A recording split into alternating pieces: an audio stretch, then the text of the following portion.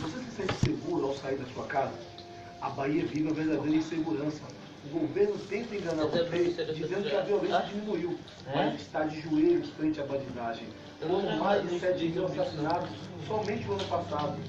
Como senador, vou lutar para que seja aprovado um projeto de prisão perpétua para assassinos, sem liberdade condicional. Vote com segurança, vote Marcos Maurício, senador 277.